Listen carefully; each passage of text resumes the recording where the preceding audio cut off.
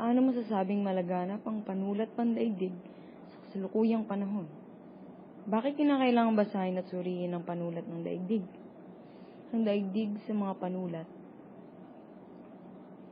Kung ang isang daigdig ay maraming bibig, paano na lamang ang gamit ng ating mga kamay kung ito ay hindi mo gagawing panulat? Sa kabila ng batas ng mga taong dakila, ang talim ng panulat ay higit na mas matalas kaysa sa tabak, sabi ni Liton. Sa panimula ng kabanatang ito ay ating matutunghayan ang higit na tulong ng pagsulat sa pag-aaral ng kasaysayan, heograpiya at pag-unlad ng daigdig. Ating matutuklasan ang angking, sandata at talim ng paggamit ng panunulat.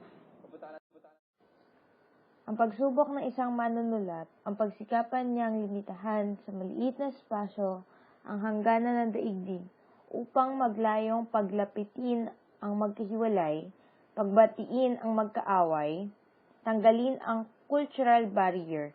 Ito ay may taglay na kapangyarihan na dapat nating bigyang pansin. Subalit hindi hadlang ang pagkakaiba-ibang global na pananaw ng isang manunulat sa mundo ng kanyang pagsulat. Sa angking galing nito, ginagawa nitong balansehin ang pagtaya sa kalikasan ng daigdig sa kanyang panulat. Sa likod ng pagsisikap nito ay nagagawa nitong ipakilala ang daigdig na may pag-uugnayan at kaayusan, bagamat naroon pa rin ang sangkap ng hidwaan, sigalot at lupit ng digmaan.